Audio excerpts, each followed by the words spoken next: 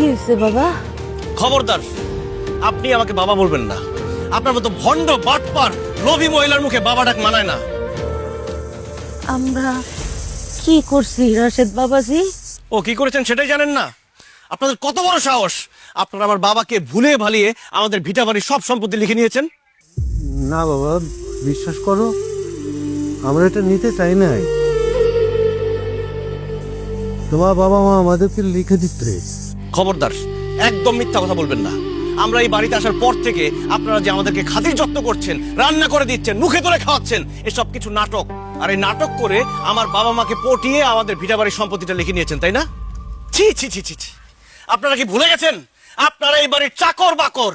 আমাদেরটা খেয়ে, আমাদেরটা পরে, আমাদের সম্পত্তি হাতিয়ে নেওয়ার চেষ্টা করেছেন, তাই না? রাশেদ, খবরদার, তোর চাচা চাচির নামে একটা বাজে কথা বলবি না, তাহলে কিন্তু খুব খারাপ হয়ে যাবে। চাচা চাচা আমাদের কাছে কিছু চায় নাই, জোরও করে নাই।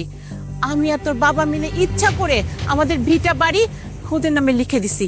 এগুলা নিয়ে কোনো বাজে কথা বলিস না, একদম না। রাশেদ, আর কথা বাড়িও না, চলো ঘরে চলো। নাবিলা, তুমি ছাড়ো আমাকে।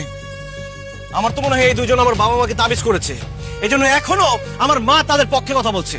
এসব গরিব অশিক্ষিত মূর্খদের লাই দিয়ে মাথায় তোলা উচিত হয়নি।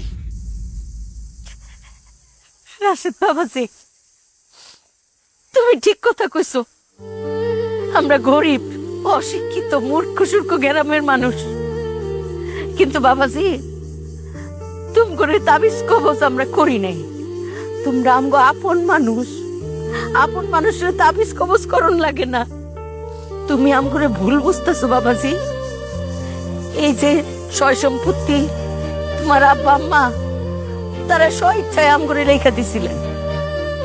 তবে রাশেদ বাবা, তুমি যদি চাও এই মুহূর্তে সব সম্পত্তি তোমার নামে আমরা লেখা দিমু। না আম্বিয়া, এই ভিটা বাড়ি আমরা তোমার আর মজিদ ভাইয়ের নামে লিখে দিছি, এটা নিয়ে তুমি কোনো কথা বইলো না। রাশেদ, তুই ঘরে যা, আর একটা কথা বলবি না। মা, তুমি আমাকে মাফ করো, আমি তোমার কথা রাখতে পারলাম না। এই যে আপনারা দুজন কান খুলে শুনে রাখুন, এসব মায়া কান্নার নাটক আমার সামনে করবেন না। আমার বাবা আপনাদের সম্পত্তি লিখে দিলেও আমি এটা মানি না, কারণ এই সম্পত্তির উত্তরাধিকারী আমি। কালকের মধ্যে বাড়ি ছেড়ে চলে যাবেন। আপনাদের মতো চাকর বাকর আমার কোনো দরকার নেই। যাওয়ার আগে দলিলটা আমাকে বুঝিয়ে দিয়ে যাবেন, তো খারাপ ধাক্কা দিয়ে দুটাকে বাড়ি থেকে বের করে দিব। রাশেদ, আম্বিয়া, আম্বিয়া, তুমি তুমি মনে কষ্ট নিও না। মজিদ ভাই, আপনি মন খারাপ করেন না। আমার ছেলের নিশ্চয়ই কেউ উল্টা পাল্টা কিছু বুঝাইছে, তা না হলে তো আমার রাশেদ এইসব কথা বলা বলতো না, এইসব কথা বলতো না। আম্বিয়া, তুমি আমাদেরকে মাফ করে দিও, আম্বিয়া, মাফ করে দিও।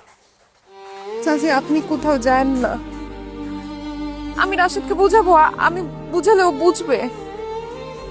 পাগো, তুমি অনেক লক্ষ্মী একটা মানুষ, তুমি কাইন্দ না, অনেক কষ্ট পায়ও না। তোমার রাশেদ রে বুঝাইতে হইব না, আমরা যা বুঝার বুঝে গেছি।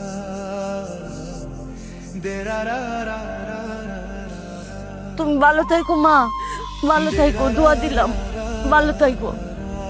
যাও মা, ঘরে যাও। তুমি যাও ঘরে, নিয়ে যান।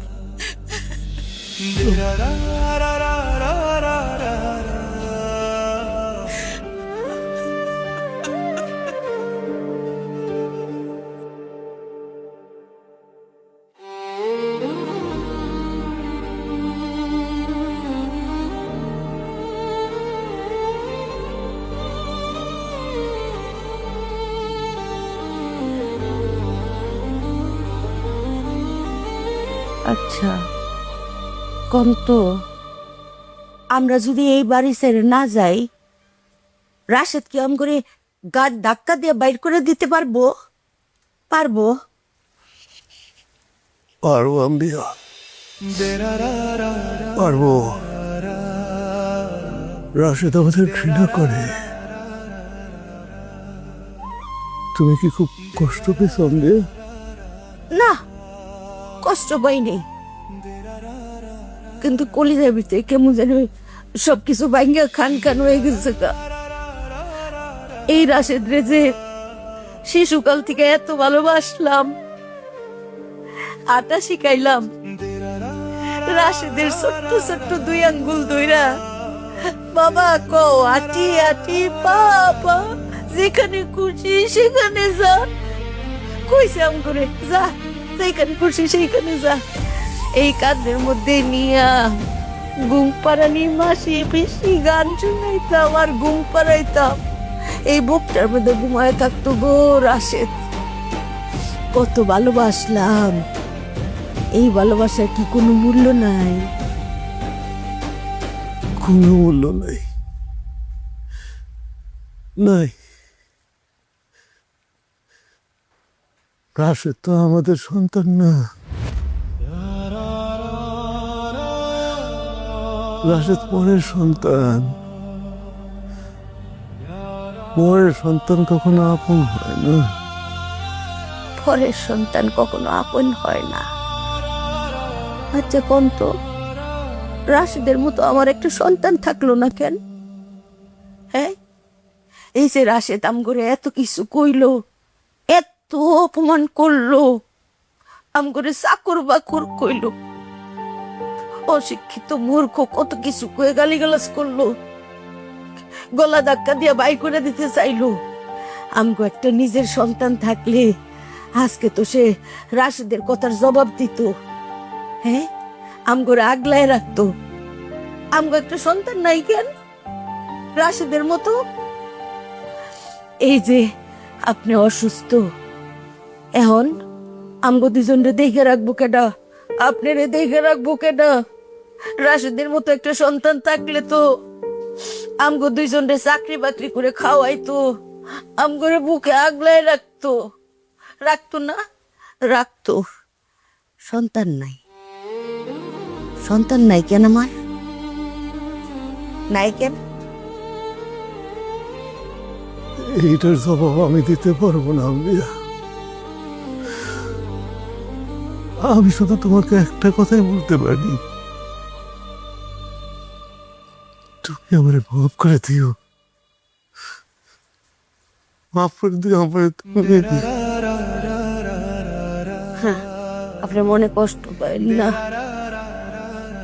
রাশেদ খারাপ ছেলে না, ভালো ছেলে, কিন্তু ওই ভুল বুঝতে পারবো, ওই ঠিকই ভুল বুঝবো যে আমগোর মধ্যে কোনো লোভ ছিল না, সহায় সম্পত্তি কোনো কিছু লোভ ছিল না। আমরা নিঃস্বার্থ ভাবে তারে ভালোবাসছি। দেখতে দেখতে একদিন ঠিকই বুঝবো যে আমগো আদর যত্ন আসল খাটিয়া ছিল।